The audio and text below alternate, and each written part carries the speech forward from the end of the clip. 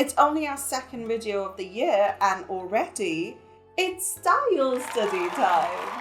Yeah, I know we just did like 5 of these back to back last month, but hey, I just can't get enough. There's just so many amazing artists out there that we can all learn from. And the artist we're looking at today is someone I've followed for a long time, and his style is just classic style study material. So I'm really excited. Today we're taking a look at the beautiful stylized portraits of Aleksei Vinogradov, aka Avvart. Avvart? Aleksei. If you're a style study veteran, thank you so much for coming back. I'm glad you're enjoying the series and I love you very much. But if this is your very first style study, hi, welcome. My name is Srish and I'm so glad you're here today because with this video, we're gonna level up your art by like 1,000,000%. Style study is a regular series we do here on my channel where we take a look at some of our favorite contemporary artists, analyze their work and see what we can learn from it. Keyword, learn. We're not here to plagiarize anyone's work or copy their style. We're simply here to learn some really cool art tips and tricks and see how we can apply them to finding our own unique art style. I usually structure my style studies in 3 parts. In part 1, we'll take a look at Aleksei's work, analyze his style and see what we can learn from it. Part 2 will be a study of one of his original paintings. The stunning reference I've chosen today is this one. And in part 3, we'll apply everything that we learned today to an original painting of our own. Of course, if you enjoyed this video and learned something today, let me know by giving it a big thumbs up and subscribing to my channel. Comment below your biggest takeaway from this study, and you can come say hello on social media, and there's a couple different ways you can support my work. Links to everything are in the description below. Alrighty, if you're ready, grab a snack, sit back, and let's dive into another style study featuring Avvart.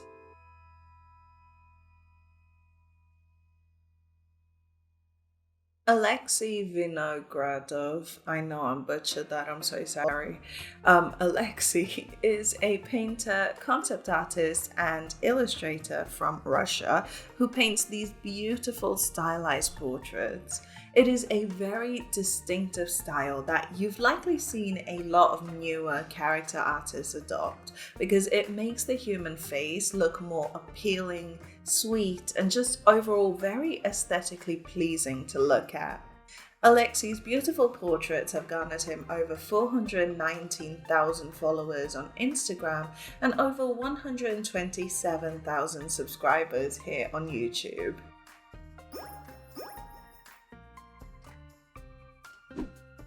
So, as we can pretty much tell, Aleksei stylizes his characters to be rather pretty and feminine, but it's definitely in like a grown-up way. So, the stylization isn't super cutesy like you'd see in, say, the works of Charles E., but Aleksei still retains that softness and grace that we traditionally associate with femininity.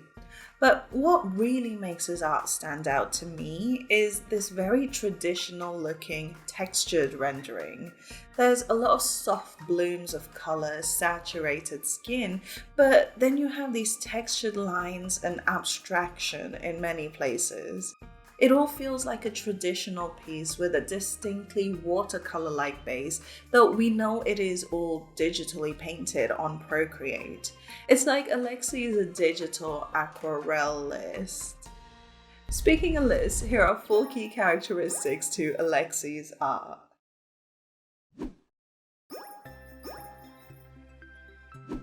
So, like I just said, Aleksei definitely stylizes these characters to appear very traditionally feminine. Well, for the most part. He does occasionally paint masculine men, but that is rare, and I want to focus this study on the bulk of his work, which, as you can see, is feminine characters. So you definitely have the large eyes that are quite rounded and the fluttery lashes that elongate the eyes to look very almond-like. The nose is usually soft and rounded and the lips are quite full and often glossy, though not always. Now, this is where this style veers from a super stylized manga-inspired face. The nose and mouth are definitely quite low on the head, but the eyes aren't pulled too far down. When you see artists bring the large, rounded eyes really far down on the head to elongate that forehead, it creates a very distinctive baby face look. But while Aleksei does enlarge and round out the eyes a fair bit, he keeps them pretty high up in the face, kind of like you would see in a mature face, meaning these characters are very much grown adults. There's also other signs of maturity, like the jaw not being super soft or rounded, and the eyebrows being fairly full and structured. One interesting thing I noticed was how he generally paints the eyes to have quite a bit of bright space between them. So while yes, he does paint the nose to have a nose bridge, the very top of it, in the area between the eyes, is usually very bright and blends right into the flat forehead. It really serves to open up the center of the face and keep it from looking too shadowy despite the heavy brow. The hair is generally quite flowy with at least a little wave to it in order to add some gentle movement to the overall piece. Like here, this very static portrait of Wednesday still has a lot of movement because A, the fringe has a nice rounded swoop to it, but B, the braids don't just go straight down, they have a subtle curve to them. Here, despite the hair being much shorter, the asymmetrical nature of it already adds some dynamism, but the very ends are also nice and flicked out, adding some bounce to the overall structure. So there is definitely a lot of balance between the fairly static faces and the softly dynamic hair.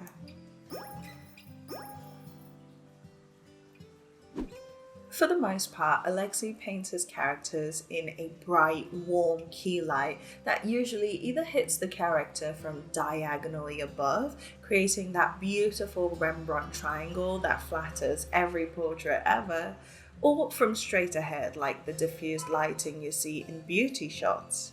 In either lighting scenario, however, you'll see that the shadows tend to be rather low contrast. That's not to say they are always soft and diffused, but that they aren't super dark, at least not in most of the skin. So here, with the mostly head-on direct light, there is a relatively light shadow on the side of her face, but it isn't diffused at all.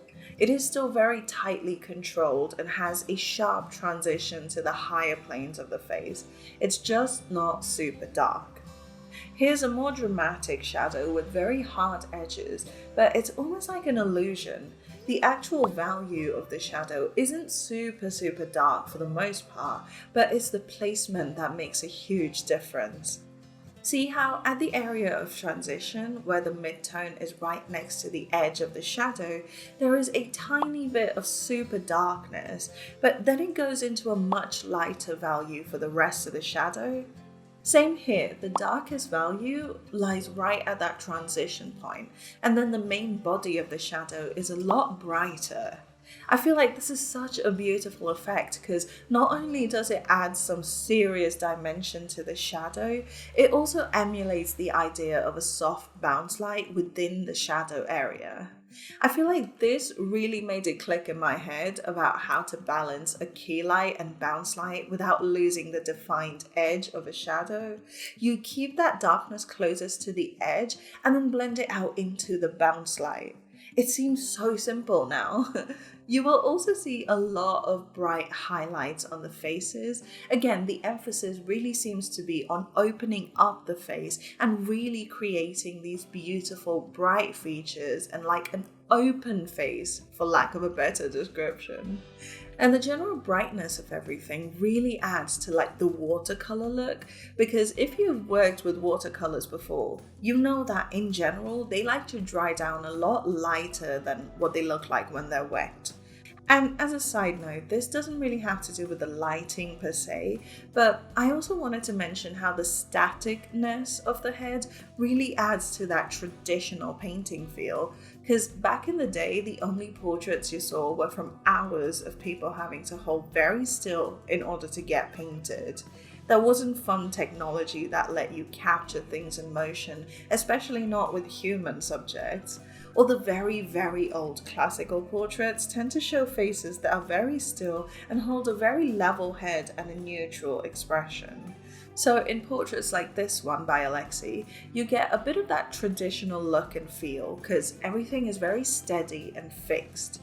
But then this type of portrait, which is much more angular, with the hair being a lot more dynamic, feels a lot more modern. Just a quick composition point I wanted to make before we move on.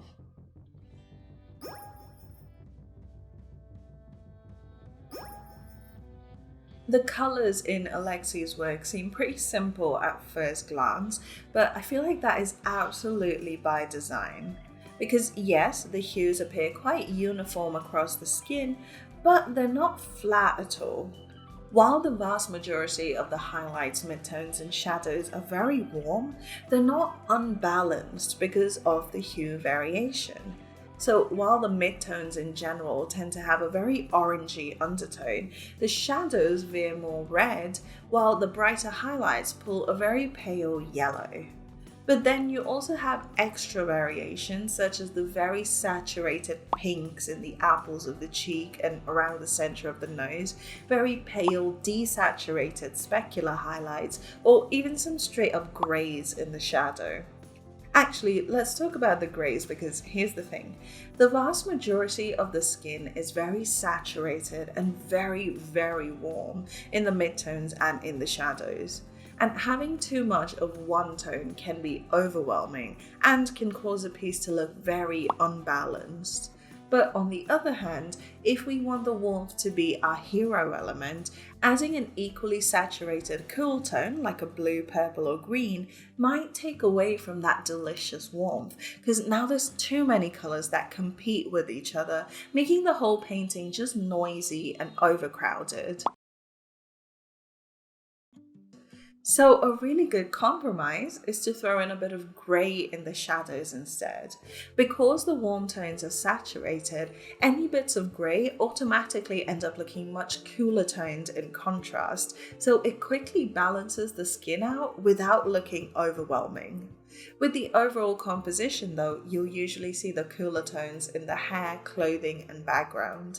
The background especially is usually cool toned and relatively low saturation, which again makes our hero element, aka the warmth of the skin, really pop. It's like an intricate balance of complementary temperatures and saturation to create balance as opposed to overwhelm. I feel like the textures in Aleksei's work really tie together that traditional art look, so let's decode them. The most obvious one, of course, is that paper overlay, or underlay? I can't tell with Procreate, I've never used it, but I peeked at some of his time-lapse videos and it seems like there's a texture on his canvas before he even puts down any color. In either case though, that grain is definitely very reminiscent of textured paper.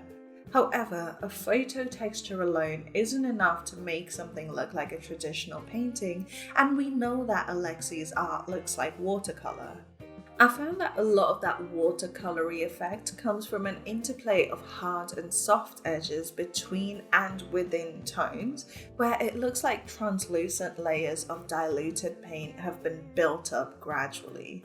And in areas of soft blending, it almost looks extra grainy, like when you try to blend watercolor wet on wet, and the pigments are chunky and kind of like stick in the grit of the paper. Oh, it's the little details, man, it's so cool. Plus, the lines and texture scribbles also have a heavy grit to them, kind of like if you ran a waxy pencil over heavily textured watercolor paper. This almost makes it feel like a mixed media piece, really. One other detail I noticed is the abstraction in the hair. Pretty much every time he paints hair, Aleksei paints larger, impressionistic shapes to indicate the form and values in the hair, but there isn't like uniform hair texture.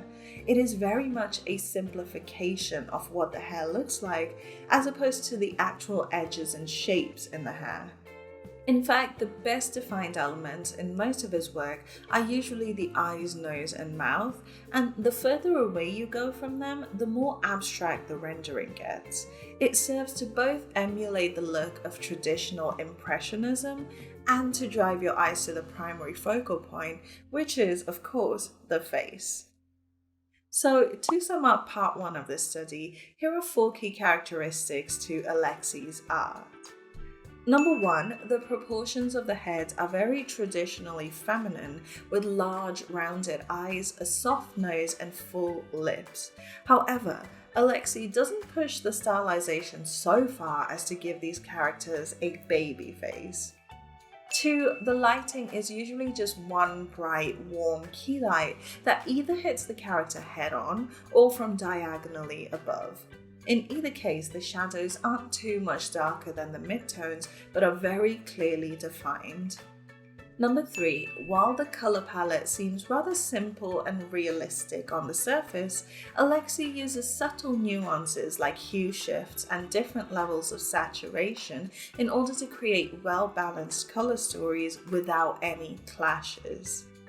And number 4, the textures in his work play an important role in further enhancing that traditional watercolor or mixed media look, both in terms of the photo texture overlay and the rendered texture from the brushwork.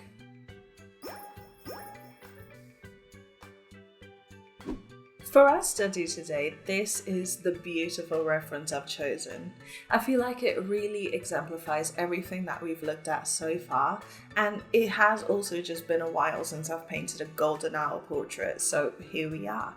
I started, as always, with a very rough sketch, and straight away I was met with a challenge that I often have to deal with, the head tilt.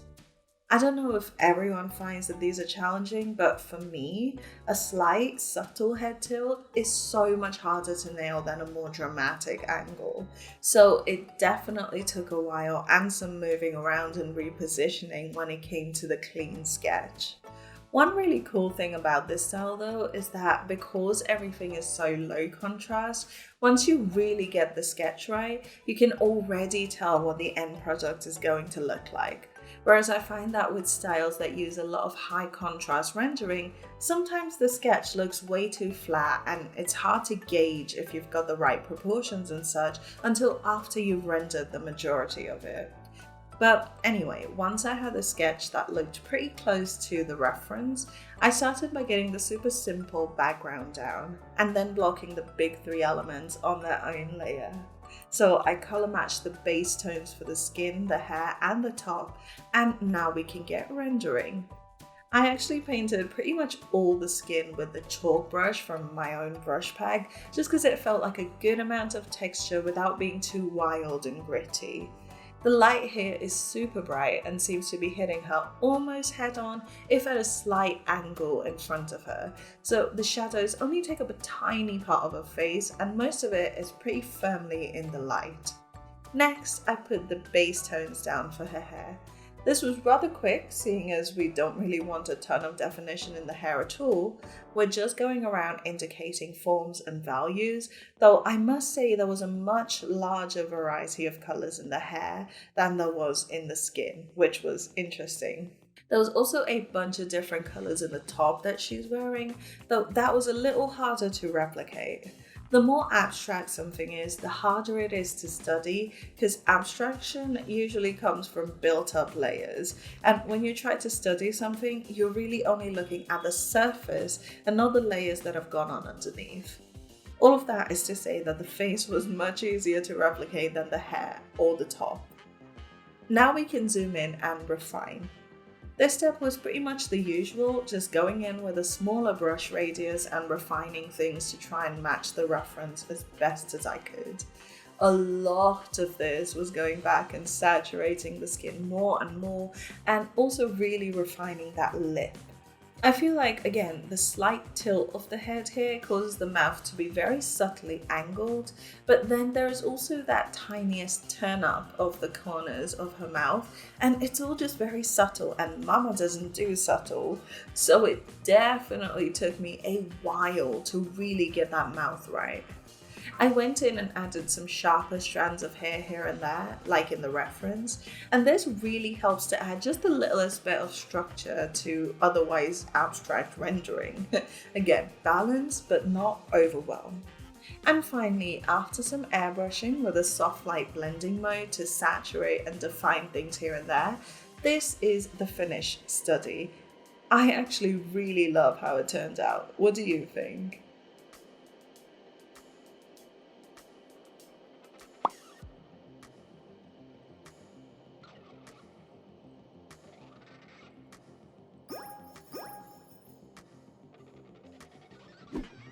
Now, I mentioned this on the Patreon post that went up with this painting, but here's the thing about me you don't know. I'm actually not very good at keeping up with new music and only really get into it long after it's been released. I don't know, it's just always been that way. Just to give you an idea, the classic All Rise by Blue came out in 2001, and it was my favorite new bop in 2005. So on my 2 weeks off, the one song I've been really into is Hozier's new bop, Too Sweet. Also, anyone else feel like Hozier's voice transports you to the dark ages? Like, I don't know why, it feels like the inside of the cave by candlelight. Is this synesthesia? Anyway, so this painting was vaguely inspired by how he describes the love interest in that song. I went with a very soft roundness where possible, while also keeping with Aleksei's style where the eyes aren't too low but the nose and mouth are. For this painting, I definitely wanted to experiment with a more dramatic shadow though, so imagine the key light is coming from the upper right corner of your screen right now. That's where I focus most of the brightness, but again, the shadows aren't going to be too much darker, just well defined. And it didn't really look like very much drama until I really hid the area under her eye on the shadow side with a very bright highlight. And then, as if by magic, that drama really came through. Plus, I also went ahead and super saturated and reddened up her cheeks, which creates that nice color variation across her skin like we see in Aleksei's work. I rendered the hair pretty much exactly like in the study, except I actually also color picked and incorporated some of the grey tones from the background. I feel like it really ties the whole piece together nicely. I then overlaid a gritty paper texture, and pretty much immediately, it all made sense. So here's the finished original. Do you think I did Aleksei's style justice?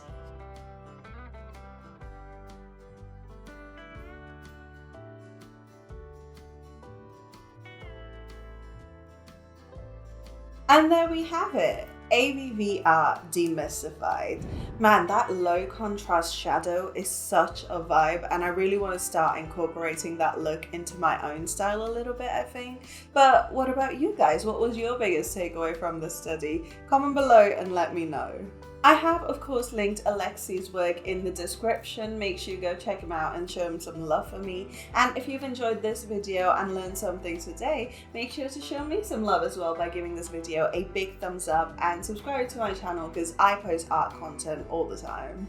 Come say hello on Instagram, Discord, and Kara, and if you like what I do and would like to grab even more content such as all of my speed paints from start to finish, my custom brush kit, as well as prints and merch of my work every few months, it is all up on Patreon.